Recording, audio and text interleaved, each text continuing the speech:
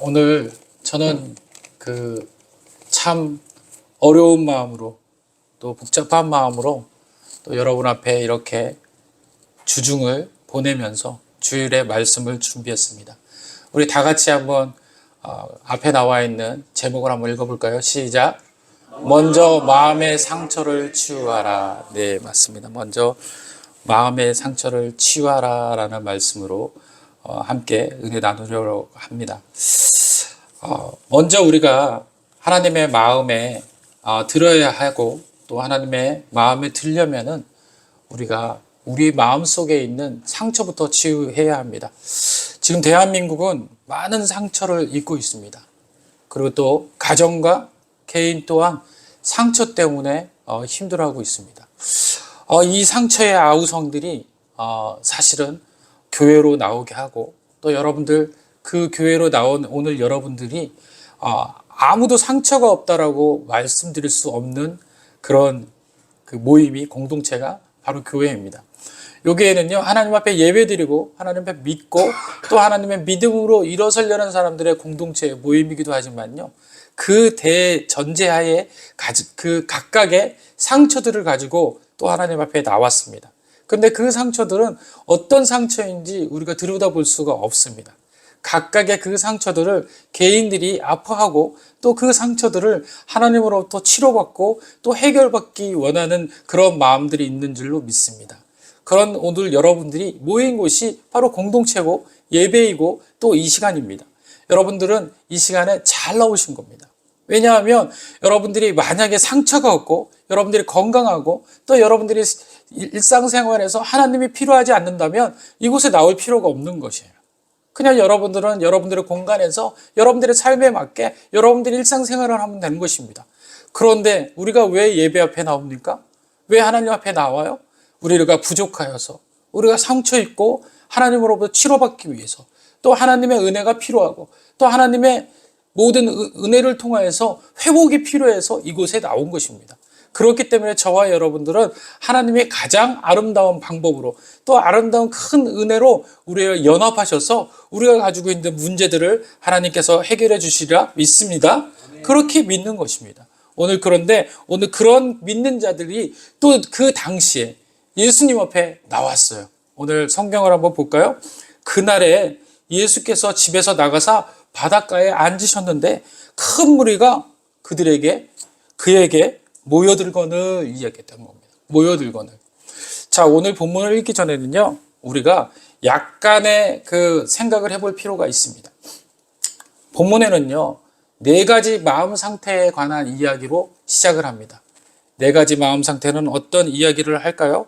보니까 씨 뿌리는 그 모습을 하면서 길가에 떨어진 그 씨와 또 돌밭에 떨어지는 씨와 또 가시떨기 나무 밭에 떨어진 씨 그리고 옥토에 떨어진 씨 이렇게 해가지고 4가지의 마음박스 이야기를 하고 있는 것입니다. 그런데 저는요 이 본문을 보면서 오늘은 특별하게 이 본문을 읽게 되었습니다.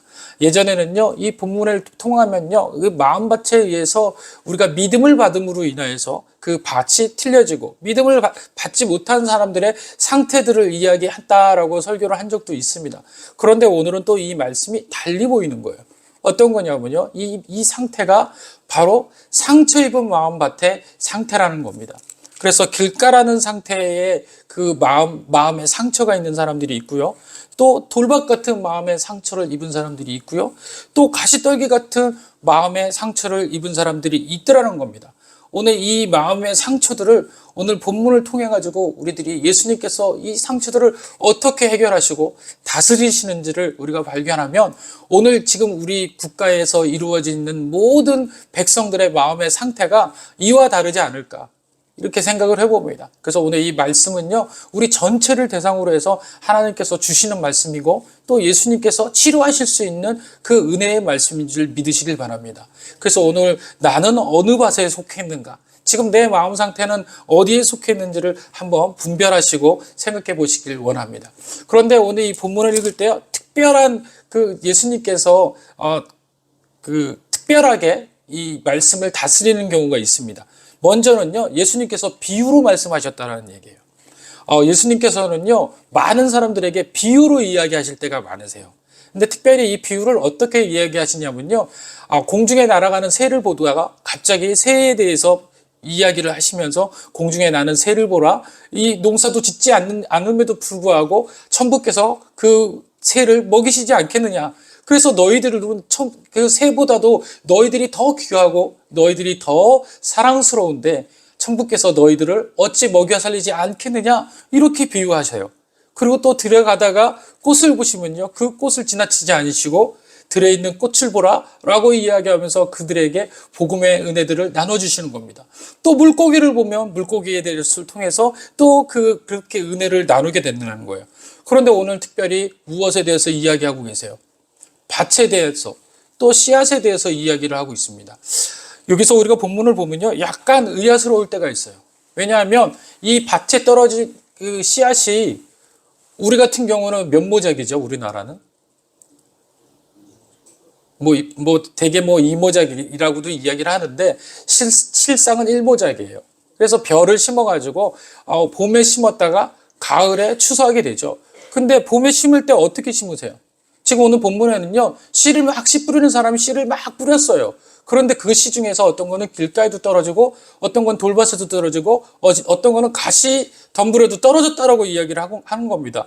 그리고 어떤 이제 좋은 씨앗이 어디 떨어지는 거예요? 옥토에 떨어졌다고 이야기하고 있어요. 그런데 우리나라는요, 다 옥토에 떨어뜨려요. 왜냐하면 일모적이기 때문에, 씨앗이 중요하기 때문에 그것을 모종이라는 것으로 만들어서 하나하나씩 정성 들여게 심는다라는 겁니다. 그런데 본문은요, 그렇게 이야기하지 않고 있어요. 그러니 저희와 이스라엘 민족의 농법이 틀리다라는 것을 눈치를 채셔야 돼요. 이스라엘의 농법은요, 산모작이에요, 산모작. 씨를 뿌리면 그냥 납니다. 그러니까 우리처럼 땅을 개간하고 하나하나 모종을 심는 것이 아니에요. 그냥 뿌린 다음에 갈고, 그러다가 자랄 놈은 자라고, 자라지 못하는 것은 안 자라고, 막 이러는 거예요. 그러니까 풍부한 겁니다. 그래서 산모작이다 보니까 1년 내도록 농사를 한다고 봐도 무방한 거예요. 그러니 얼마나 이렇게 이 이야기들을 통해서 누가 이해하기가 쉬울 수 있을까요? 당시에 살고 있는, 거기에 거쳐 있는 사람들이 이 이야기를 들으면 바로 반응하게 되는 겁니다. 맞아. 나도 씨앗을 뿌릴 때 그렇게 뿌렸는데 어떤 거는 자라나지도 못하고 어떤 거는 옥토에 들어가서 자라났더라는 거예요. 그렇게 예수님은 비유로 주목을 환기시키고 그렇게 집중을 시키는 겁니다. 또 한 가지 좀 예사로운 것은요, 성경에는요, 예수님께서 앉아서 설교했다라는 표현이 딱 4곳에 등장하는데 그 중 한 곳이 오늘 본문이에요. 오늘 한번 이야기해 볼까요? 그날 예수께서 집에서 나가사 바닷가에 어떻게 하셨다고요? 앉으셨다. 근데 큰 물이 그에게로 모여들거늘 예수께 배에서 올라가 앉으시고 온 무리는 해변에서 어떻게 서 있다고요? 서 있었다라는 거예요. 여러분 저를 한번 보세요. 설교를 하거나 집중을 시키는 사람은 앉아서 이야기하는 것이 효과적일까요? 서서 이야기하는 게 효과적일까요? 왜 서서 이야기할까요? 집중되고 되고 또 말의 스피치가 이야기할 때 멀리 퍼질 수 있기 때문에 그렇게 할 수 있습니다. 그런데 오늘 본문에는 이게 반대가 된 거예요. 예수님께서는 앉으시고 거기에 있는 무리들은 서서 들었다라고 이야기를 하고 있어요. 왜 그랬을까요? 왜 예수님은 앉으셔서 얘기하고 왜 무리들은 서서 그 이야기를 들었을까요? 참 아이러니하지 않습니까? 근데 예수님께서 매번 앉으셨느냐? 아니세요. 특별한 경우에 앉으시고 또 많은 경우에는 서서 말씀을 전하셨다라고 성경에 쓰여 있는 겁니다. 그런데 오늘 특별하게 예수님께서 앉아서 말씀하셨다고 얘기해요. 그 이유는 9절에 나타나 있습니다. 다 같이 읽어볼까요? 시작! 귀 있는 자는 듣게 하기 위해서 그랬어요. 귀 있는 자는 듣게 해서. 예수님이 앉아서 이야기하면 많은 청중들이 예수님 앞에 그 이야기를 집중하고 들을 사람들은 예수님 앞에 모여들고 예수님의 소리에, 숨소리에 귀 기울이고 주목하고 그 소리에 집중하더라는 얘기입니다. 그래서 오늘 이 예수님께서는 이들에게 어떤 거예요? 상처 입은 사람들이, 진짜 그 상처를 해결하고 싶은 사람들이 소리를 들으라는 얘기예요. 오늘 이 말씀을 들으라는 얘기입니다. 여러분의 인생 가운데, 삶 가운데 진짜 상처를 가지고 있는 사람들에겐 오늘 드려지는 이 본문의 말씀에 은혜가 되어지고 여러분들이 상처의 해결점을 찾게 될 줄 믿습니다. 그러나 여전히 예수님의 시대 때도요, 서서 있는 사람들이 있었어요. 그럼에도 불구하고 예수님 왜 앉아 있는지 알지 못하고 저 뒤에서 그냥 서성이며 있던 사람들이 있었습니다. 그들은 어떤 사람이냐면요, 바로 예수님의 말씀을 들으러 온 것이 아니라 예수님의 놀랍게 행하시는 기적을 보러 온 사람들이에요. 말씀의 은혜를 받고자 하는 사람이 아니라 이적과 기적을 원하는 사람들이라는 겁니다. 오늘 교회 안에 들어온 사람들 중에서 여러분들이 인생의 문제를 가지고 있거나 여러분들이 해결하지 못한 문제를 해결함 받기 위해서 주님만 찾아왔다면 그것은 나중으로 접어두시고 제일 먼저 해야 될 것은 주님의 말씀을 통해 가지고 내 마음에 있는 문제, 상처를 치유하는 것을 먼저 하시길 바랍니다. 그 치유와 그 마음에 먼저 문제된 것을 해결하고 난 다음에 비로소 여러분들이 믿음으로 여러분들이 구할 것이 응답되어지는 역사가 있게 된다는 거예요. 그것이 치유하고 치유하지 못하는 것은 너무도 큰 사건을 만들어냅니다.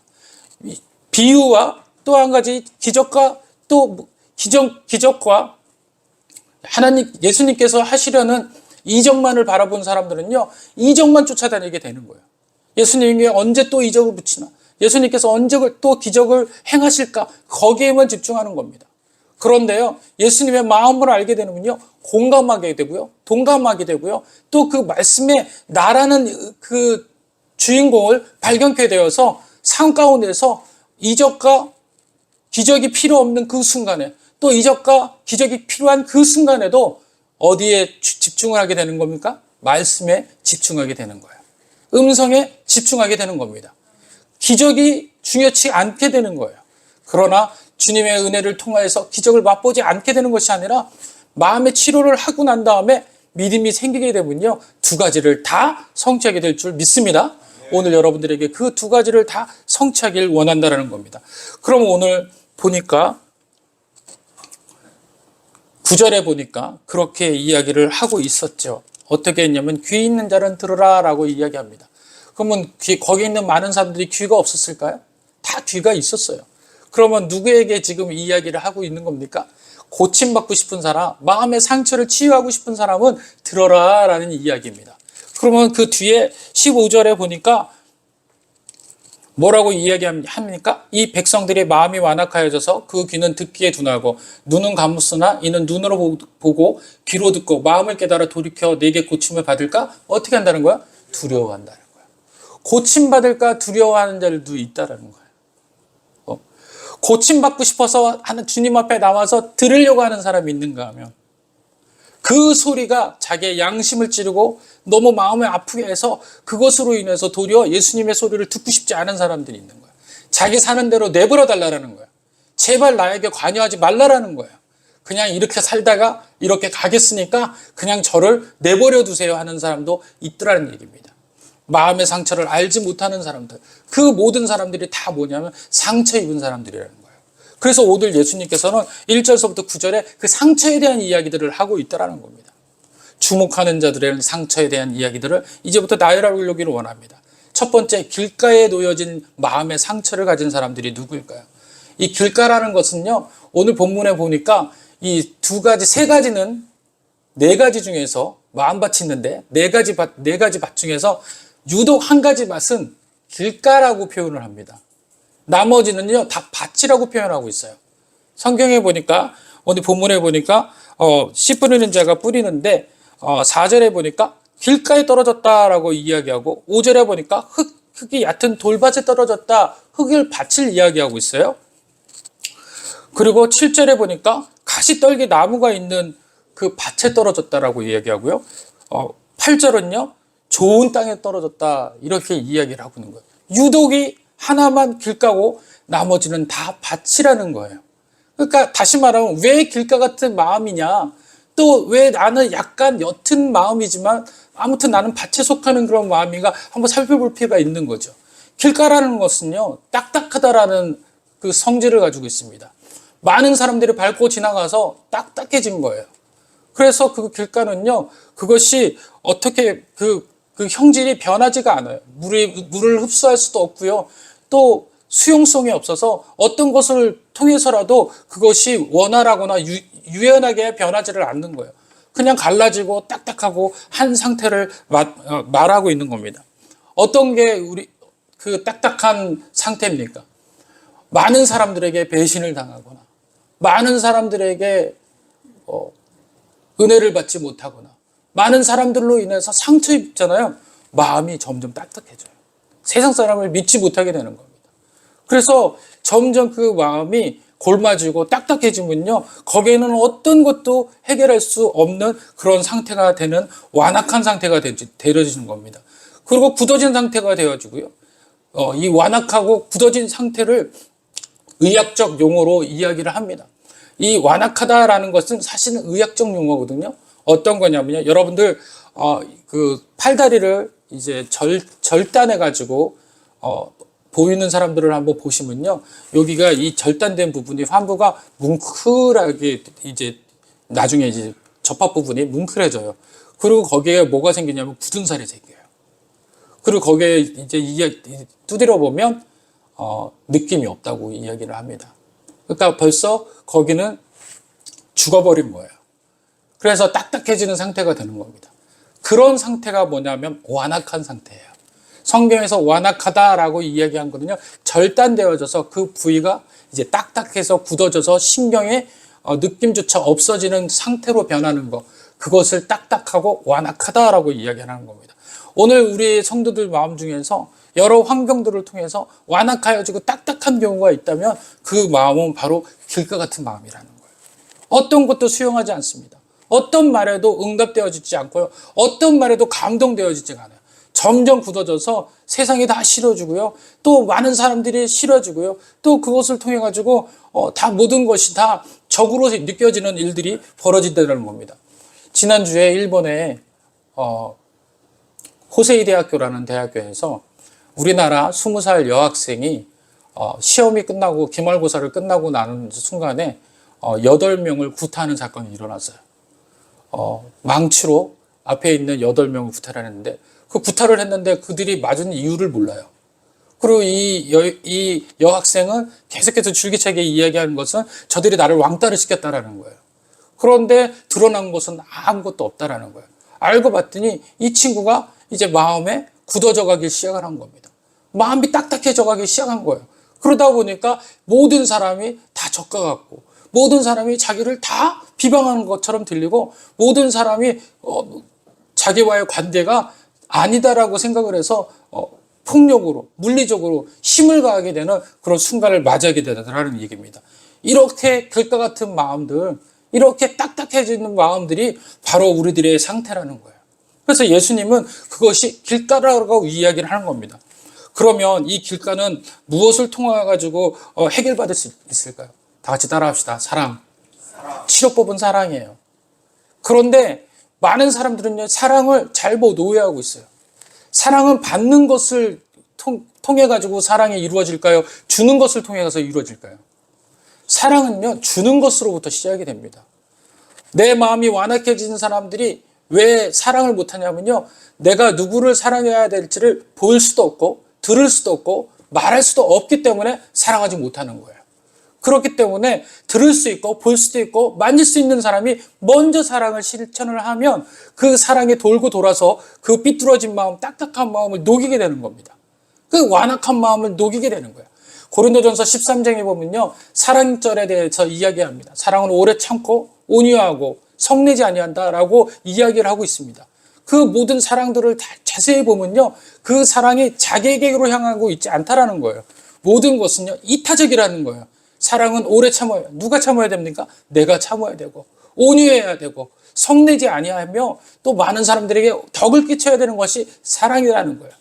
내가 사랑을 먼저 베풀고 그 사랑에 돌고 돌아서 나중에 그 사랑이 나를 향하게 되는 사랑, 그것이 바로 이 딱딱한 길가 같은 마음에게 필요한 사랑이 된 줄로 믿으시길 바랍니다. 두 번째로는요, 5절에 보니까 어떻게 이야기를 하고 있어요? 더러는 흙이 얕은 돌밭에 떨어짐에, 돌밭에 떨어졌다라고 이야기를 합니다. 이 돌밭, 흙이 얕은 돌밭이라는 것은 어떤 거냐면요, 이중 성격을 이야기하는 거예요. 이중적인 경우. 오늘 우리가 회사에서, 직장에서, 또 다른 여러분들 사회에서 여러분들이 하고 싶은 말을 못하고 이중적으로 살아야 될 때가 있어요. 특히 사업하시는 분들이 특별히 더 그래요. 정말 성질 같아서는 다 정말 어떻게 해보고 싶은데 그렇지 못하고, 사업을 위해서라면 또 다른 말을 해야 되고 다른 모습에 서야 되고, 그 이중적인 모습 속 안에서 너무 갈등이 되는 경우들이 많다라는 겁니다.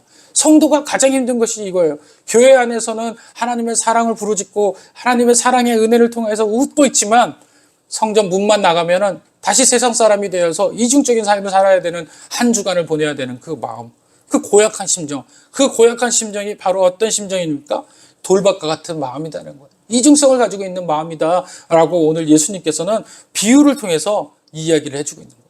너희들의 마음이 이 돌밭과 같은 마음이 아니겠느냐? 이중적이 않느냐? 너희들은 말과 행위가 전혀 다른 사람이 되고 있는 그런 사람이 아니냐? 이런 사람을 누구라고 이야기합니까? 다 같이 따라합시다. 바리새인. 바리새인을 뭐라고 이야기하면 위선이라고 해요. 위선. 이 위선이라는 뜻은 뭐냐면요, 연극하다라는 뜻을 가지고 있어요. 다시 말하면 자기의 삶을 사는 것이 아니라 누구의 대신 삶을 사는 거예요? 다른 인생의 삶을 대신 사는 거예요. 그래서 바리새인들은요, 하나님 앞에서 보이는 것이 아니라 사람들 앞에서 두 손을 들고 기도를 해요. 그것도 제일 사람들이 많이 지나가는 12시 기도하는 시간에 가장 길의 한가운데 서서 기도하는 척을 하는 겁니다. 자기가 제일 기도 많이 한다는 거죠. 그리고 많은 사람들 앞에서 제일 말씀을 잘 보는 척을 해요. 그래서 성전에 들어오면 그들의 자리는 어디입니까? 맨 앞자리인 거예요. 맨 앞자리. 그런데 세리, 또 연약한 자, 이런 자들은요, 맨 뒷자리에 앉아서 온전히 하나님만 바라봅니다. 그리고 제가 죄인입니다. 하나님 살려주세요. 제가 잘못했어요. 기도하는 사람들이 그런 연약하고 나약한 사람이라는 거예요. 다시 말하면 우리 삶 가운데서 너무도 이중적인 게 많다. 지금 우리 혼란한 사회를 한번 보십시오. 너무 이중적이지 않습니까? 어떤 사람에게는 어떻게 대우해야 되고, 어떤 사람에게는 그것이 가능하지 않고, 너무 이것이 공평하지 못하고, 또 이것이 너무 분별되지 못하게 사용되어진다는 거예요. 하나님이 원하는 건요, 분별과 공평과 정의예요. 공평과 정의라는 것은요, 굽어지지 않는 겁니다. 다시 말하면요, 가난한 자가 가난하다고 해가지고 법에서 빠져나갈 수가 없고요, 부자가 부자라고 인해서 그 사람을 용서할 수 없다는 겁니다. 가난한 자나 부자나 공평하게 그들이 죄를 졌으며 거기에 대한 합당한 벌을 받아야 되는 것이 하나님의 법이고 원칙인 겁니다. 그런데 이 시대는 어떻습니까? 그 법과 그것이 통용되지 않는 시대가 되어 있다는 거예요. 그것이 바로 어떤 마음이에요? 돌짝과 같은 마음이다. 위선이다라는 거예요.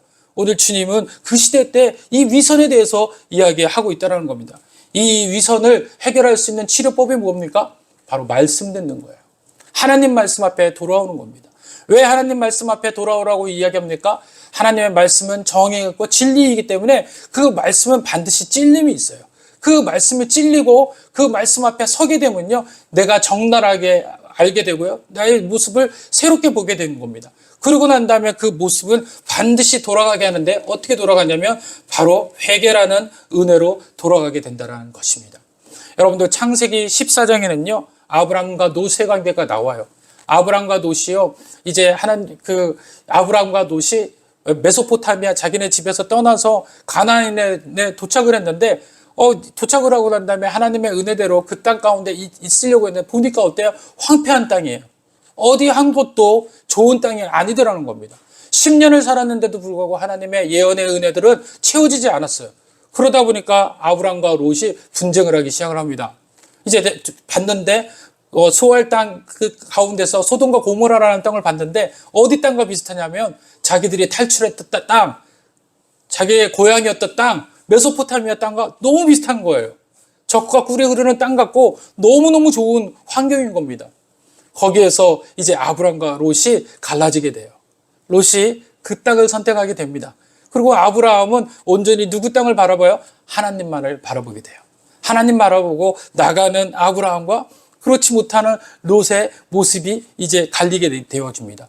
그런데 제가 말씀드렸던 창세기 14장은요, 그 롯이 그 땅을 쫓아갔는데, 그 땅을 쫓아가서 잘 살아야 되는데, 그 땅에 전쟁이 일어나가지고 이 롯이 가족과 함께 모든 재산들을 압류당해서 잡혀가고 있는 거예요. 노예로 팔려갈 수밖에 없는 상황이 되더라는 겁니다.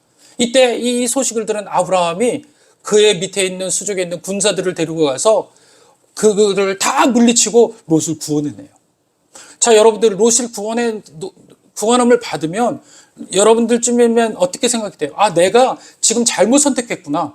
이제 아브라함 큰아버지 밑에서 계속 있어야겠다. 그것이 내가 안전하겠다라고 생각해야 되는데 여전히 롯은 어디의 땅에 있어요? 소돔과 고모라 땅으로 가더라는 얘기입니다. 상처 입은 영혼들은요, 자기에게 있어지는 모든 환경적인 이야기들도 알아차리지 못해요. 그럼 롯은 어떤 상처 입은 자일까요? 어떤 마음의 상태일까요? 바로 지금 제가 말하려는 그 마음의 상태입니다. 바로 롯은요, 가시떨기 위에 떨어진 상처 입은 사람입니다. 이 가시떨기는요, 어떤 거예요? 나머지는 곡식으로 자라거나 죽거나 하는데 가시나무는 어때요? 잘라도 자라나는 습성이 있어요. 자라난다라는 거예요. 롯이 가지고 있었던 것은 자라나는 그런 상처를 가지고 있는 것입니다. 여러분들의 삶 가운데서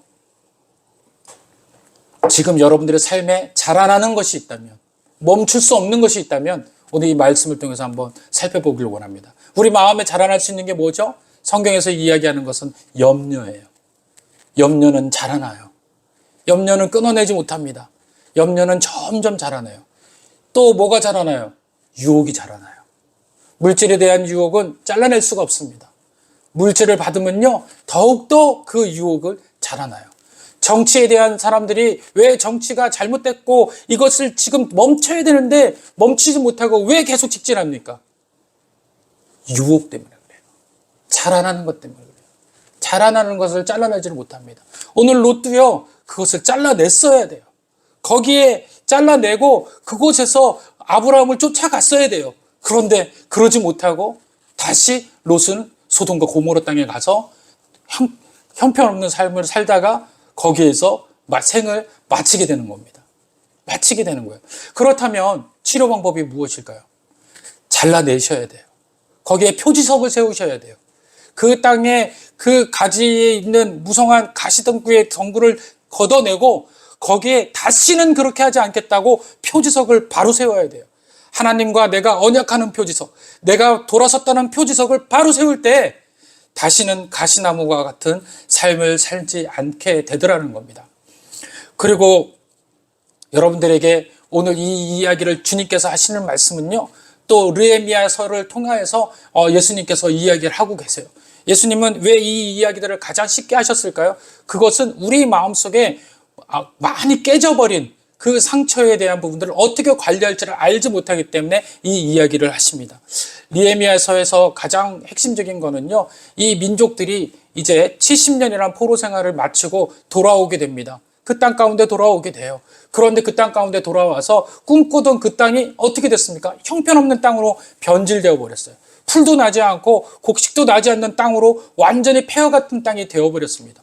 더더욱 더 놀라운 거는요, 성전의 문은 사라지고 성벽은 다 무너져서 성전과 성벽이 어디에 있었는지도 알지 못할 정도로 황폐해져 버렸어요. 그러다 보니까 그 안에 무엇이 이제 자리 잡게 됐냐면 강도가 자리 잡게 되고요. 거기다가 여우와 들짐승들이 그 성벽 안으로, 성전 안으로 들럭달럭거리는 그런 상태가 되어버렸습니다. 여러분들 생각해 보세요. 포로로 갔다가 형편없는 길가 같은 마음, 돌박 같은 마음, 가시 같은 마음으로 돌아왔는데 여전히 내 마음은 어디 한 곳 둘 데가 없어요. 그때 제일 먼저 하라고 하나님이 느헤미야를 통해서 한 것이 무엇입니까? 다 같이 따라합시다. 성벽을 재건하라. 문짝을 다르라. 그래서 각자 자기 집 앞에 있는 그 앞에 놓인 성벽을 재건하는 거예요. 그래서 각각 자기 집 앞에 있는 성벽을 재건합니다. 그리고 문짝을 달아요. 그러고 난 다음에 문짝과 성벽을 다 완공하고 나니까 이제 강도도 들어오지 않고 들짐승들도 들어오지 않더라는 얘기예요. 우리의 마음에 상처를 줄 수 있는 들짐승들과 강도가 침범하지 않도록 우리 안에 성전의 성벽을 재건하시길 바랍니다. 그리고 여러분들이 거기에 이제 문짝을 달으셔야 돼요. 그리고 주님만 들어올 수 있도록 또 여러분들이 온전한 마음으로 상처받지 않도록 문을 튼튼히 지키는 방파제의 역할을 감당하셔야 될 줄 믿습니다. 그렇게 됐을 때 어떤 일이 벌어지냐? 바로 옥토 같은 마음이 벌어지는 거예요. 8절에 보니까 좋은 땅에 떨어지면 어떤 것은 100배, 어떤 것은 60배, 어떤 것은 30배의 결실을 했다라고 얘기합니다. 사도행전에 보면요, 이 이야기가 나와요. 사도행전 13장에 보니까 어떤 거냐면요, 성령 충만을 받은 바울과 바나바가 예수님을 통해 가지고 은혜를 받고 옥토로 마음이 변하고 난 다음에 이들이 한 일들이 뭐냐면 많은 사람들에게 복음을 전하는 자가 되더라는 거예요. 근데 복음을 전할 때 그냥 전했느냐? 그렇지 않아요. 그들에게 죽을 수 있는 어려움들도 겪고 막 했는데도 불구하고 그것에 주눅들지도 않고 두려워하지도 않았어요. 오히려 그것으로 인해서 더욱더 많은 사람들에게 복음을 전하는 은혜를 갖게 되었다라는 것입니다. 마음의 상처를 해결하시는 분, 오직 예수님밖에 없다라는 것을 잊지 않길 바랍니다. 여러분들, 우리 그 세상에 살면서 우리가 마음의 상처 입은 이 상처들을 아무리 애쓴다고 해서 그것이 치유될 수 있을까요? 없어요. 오직 예수님만이 우리들의 마음속에 들어오셔야만 해결될 줄로 믿습니다. 그래서 오늘 여러분들의 옆에 있으신 분의 손을 한번 만져보세요. 그리고 그분에게 이야기하십시오. 지금 잘하고 있습니다. 지금 잘하고 있습니다. 다시 한번 이야기할까요? 지금 잘하고 있습니다. 그리고 나를 향해서 자기 이름을 부르고 이야기를 해주십시오. 재상아, 너 잘하고 있어. 너 잘하고 있어. 3번씩 해주시길 바랍니다. 너 잘하고 있습니다. 뒤에 있는 분들에게 한번 보여주세요. 당신 잘하고 있습니다. 당신 잘하고 있습니다. 할렐루야. 할렐루야. 우리 반주자에게도 한번 얘기해 주세요. 잘하고 계십니다. 참 어려운데 반주도 참 어렵고 뭔지 모르고 이거 찬송가도 모르겠고 복음성가도 모르겠는데 아무튼 잘하고 있습니다. 할렐루야. 이것이 바로 오늘 주님께서 우리들에게 칭찬하시려는 그 은혜라는 거예요. 하나님은 오늘 여러분들을 부르셨어요. 그리고 상처난 여러분들을 한 사람 한 사람 부르셔서 잘하고 있다라고 이야기를 하시고 계신 겁니다. 주님은 그러면서 다 둘러보셔서 이야기하십니다. 너희들이 고침받고 싶지 않니? 고침이 받기를 원한다면 내가 너희들에게 이렇게 얘기해. 여러분들을 고린도후서 7장 10절, 11절을 빨리 한번 펴보시길 바랍니다. 고린도후서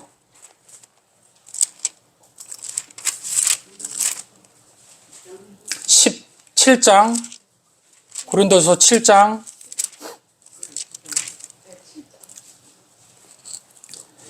10절, 11절. 다 같이 시작. 하나님의 뜻대로 하는 근심은 그럴 것이 없는 구원에 이르게 하는 회개를 이루는 것이요 세상 근심은 사망을 이루는 것이요 11절. 하나님의 뜻대로 하게 된 이 근심이 너희로 얼마나 간절하게 하며 얼마나 간절하게 하며 얼마나 불하게 하며 얼마나 두렵게 하며 얼마나 사모하게 하며 얼마나 열심히 있게 하며 얼마나 벌하게 하는가. 너희가 그 일에 대하여 일체 너희 자신의 깨끗함을 나타내었느니라. 오늘 하나님께서 주시는 근심은요, 구원함에 이르는 목적을 가지고 있습니다. 여러분들이 가지고 있는 근심이 어디에서 시작되냐는 거예요. 우리들이 하고 있는 근심은요, 사망을 향해 가고 있지만 하나님으로부터 얻어진 근심은요, 생명을 향하고 가고 있다는 거예요. 가는 곳이 틀리다라는 겁니다. 그런데 이것이 그러면 사망이냐? 이게 진짜 내가 가지고 있는 근심이냐? 아니면 하나님이 주시는 근심이냐? 라고 알 수 있는 방법이 무엇이냐? 11절이라는 거예요. 그 11절에 이렇게 이야기합니다. 하나님의 뜻대로 하게 된 이 근심이 너희로 얼마나 간절하게 하며, 하나님의 그 뜻대로 되는 근심은요, 얼마나 하나님 앞에 이 간절함이 먼저 동반된다라는 거예요. 하나님은 간절함이 있게 만드십니다. 이것은 읽기만 해도, 듣기만 해도, 말하기만 해도, 알게만 돼도 그 근심은 어떻게 한다라는 거예요? 간절함을 동반한다라는 거예요. 그런데 세상의 근심은요, 간절함을 동반하지 않아요. 자꾸 싹을 키워가는 거예요. 그것이 가시나무처럼 자꾸 열매를 맺혀가는 겁니다. 가시나무는 어때요? 자기를 향하지 않아요. 빼쭉 향대를 향합니다. 그래서 그 가시나무는요, 누군가 찔리게 돼 있는 거예요. 그런데 하나님의 근심은 어때요? 간절하게 나 자신을 향하게 된다는 거. 내가 간절하게 되고 내가 정말 하나님 앞에 어떻게 됩니까? 변증하게 되며 하나님의 일을 어떻게 전할까, 복음을 어떻게 전할까, 이렇게 바뀐다라는 거예요. 내가 전도하고 싶은 마음이 막 생긴다라는 거예요. 하나님의 근심인 줄 믿으시길 바랍니다. 그리고 또 하나님의 근심은요, 분하게 하는 거예요. 세상을 보면 분해지는 거예요. 왜 세상에 사랑이 없죠? 어저께 저녁에 윤석열 대통령이, 제가 처음으로 이야기하지만요, 구속을 당한 다음에 제일 문제가 된 게 있었어요. 뭐냐면 많은 사람들이 폭동을 일으킨 거예요. 그것이 하나님이 원하는 방법이 아니라는 겁니다. 하나님이 원하는 방법은요, 사랑으로 해결하는 거예요. 더 침묵하는 거예요. 더 안전하게, 더 그럴 때일수록 더 조용히 하게, 더 안으로 향하는 겁니다. 그게 하나님이 하시는 거예요. 예수님께서 그 당시에 힘이 없어서 로마 군인들에게 붙잡힌 것이 아니잖아요. 누구보다도 강력한 하나님의 놀라우신 은혜를 통해서 다 뒤집어 엎으실 수 있으셨어요. 그런데 왜 예수님께서는 힘없이 가셨을까요? 그 방법이 아니기 때문에 그래요. 세상 방법이 아니기 때문에 그렇다는 거예요. 그래서 저는 여러분들에게 이야기하고 싶은 것은 우리가 더욱더 하나님 방법을 찾아야 합니다. 더욱더 침묵하며, 더욱더 사랑하게 하며, 더욱더 분하게 하며, 더욱더 두렵게 하며, 더욱더 사모하게 하며, 더욱더 열심 있게 하며, 더욱더 벌하게 하며, 그 일에 대해서 너희 자신에 대해서 깨끗함을 입으라. 뭐예요? 회개하라는 거예요. 회개하라. 하다 보면 하나님 앞에 계속 나가다 보면 누가 잘못됐다고 생각을 하게 돼요? 나에게 돌아온다라는 거예요. 내가 잘못한 걸 모르는데 누가 어떻게 남이 잘못한 걸 알 수 있겠습니까? 그래서 오늘 저는요, 오늘 이 말씀을 통해서 주님께서 주시는 이 사랑함을 온전히 우리들이 흡수하길 원합니다. 우리 마음이 딱딱했습니까? 그러면 흡수함으로 인해서 말랑해지길 원합니다. 여러분들이 더 이상 여러분들이 강력하게 밀어내서 여러분들이 굳어지는 마음이 되지 않기를 원합니다. 오늘 하나님의 은혜를 통하여서 나가는 자들이 잠언 18장 14절에 이렇게 이야기합니다. 심령이 상하게 되는 사람들, 그 사람들에 대해서 이야기해요. 잠언 18장 14절 빨리 펴볼게요. 그리고 말씀 마칩니다. 잠언 18장 14절.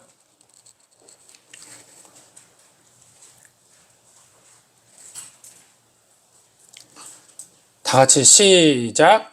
사람의 심령은 그의 병을 능히 이르리와 심령이 상하면 그것을 누가 일으키리라. 다시 말하면요, 마음의 상처가 계속 깊어지면요, 일으킬 자가 없다라는 거예요. 일으킬 사람이 없다라는 거예요. 심령이 상하기 때문에 일으킬 사람이 없다라는 거예요. 그런데 심령이 아주 고든 사람, 심령이 살아있는 사람은요, 뭘 한다는 거예요? 병을 능히 이긴다라는 거예요.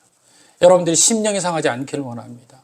여러분들은 오늘 이 일로 인해서 국가적인 비상사태, 어려운 일로 인해서 심령이 상하지 마시길 바랍니다. 그 심령을 주님 앞에 들고 나오세요. 그리고 치료함 받으세요. 그리고 들려오는 모든 세상적인 이야기보다 하나님의 음성에 더 귀 기울이세요. 하나님의 방법대로 살아나가시길 바랍니다. 그렇게 했을 때 우리들을 보고서 세상이 바뀌고 하나님의 놀라우신 은혜를 사모하는 사람들이 늘어나게 되는 거예요. 그것이 하나님이 원하시는 얘기입니다. 우리는 누구처럼 닮아가야 돼요? 예수님처럼 닮아가요. 예수님이 세상에게 어떻게 대응하셨는지를 보면 우리가 어떻게 대응할지를 답이 나오게 된 겁니다. 우리가 폭력으로 나가고 또 우리가 선이 아닌 우리의 육신적인 방법으로 나간다면 우리는 100% 패할 수밖에 없습니다. 그러나 예수님의 방법으로 나간다면 선이 악을 이길 수 있게 될 줄 믿습니다. 지금 어떤 것이 선이고 어떤 것이 악인지 지금 분별하지 못해요. 그러나 우리가 주님의 모습대로 나가면 우리는 빛나게 될 줄 믿습니다. 우리가 바로 주님의 선인 줄 믿습니다. 그래서 여러분들의 마음의 상처를 치유하고 여러분들의 은혜 가운데 참여하는 저와 여러분 되실 간절히 원합니다. 기도하겠습니다.